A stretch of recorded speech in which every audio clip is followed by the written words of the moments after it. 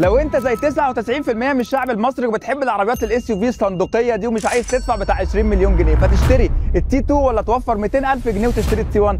انا هساعدك. العربيتين دول عاملين زي كابتن حسام وابراهيم، قريبين من بعض جدا بس برضه في اختلافات. الاثنين شكلهم حلو بس التي 2 اعلى وهجوميه اكتر، فبتديك هيبه وكاريزما اعلى على الطريق. بالنسبه لي شكلها احلى. الاوبشنز والخامات الاثنين فيهم كراسي حلوه جدا جلد وكهرباء وكمان تبريد، والانتيرير تقريبا واحد. الاثنين فيهم ديجيتال ديسبلاي، شاشه 15 انش فيها وايرلس كار بلاي واندرويد اوتو ووايرلس شارجر، مساحه تخزين تحت وكاميرات 540. في التي 1 عندك مقبض هنا، امبيانت لايتس كبيره في التابلو بالوان وانيميشنز مختلفه، انما في التي 2 الخامات اعلى شويه وعندك ميموري في الكراسي. النقطه كانت قريبه بس برضه التيتو تتفوق بفرق بسيط 2-0 للتيتو.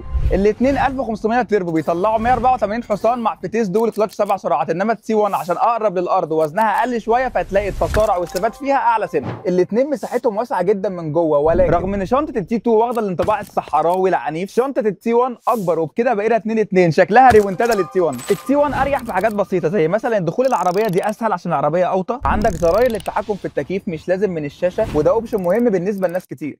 التي 2 تعتبر واحده من انجح العربيات الصيني في مصر، عشان كده الريتيل بتاعها كويس جدا ودي نقطه حاسمه. وبكده بقينا 3-3 وفاضل نقطه واحده بس وهي السعر، ودي اكيد التي 1 تتفوق عشان هي ارخص بحوالي 200,000 جنيه. فمن غير ما اطول عليك قول طول يا ابو الصفاصيف، هل ده بقى معناه ان التي 1 احسن من التي 2؟ اكيد لا، انا قلت لك النقط وانت اختار الاهم بالنسبه لك. والعربيتين موجودين في المتحده الاسروي، واحد من اكبر موزعين جيتور في مصر، موجودين في السوق بقالهم 46 سنه. انا النهارده في فرع التجمع، بس تقدر تزورهم اي فرع، التجمع، الزايد، الهرم، حتى طنطا والسويس وكل اللي نفسك فيه، او تكلمهم على الهوت لاين 19 949.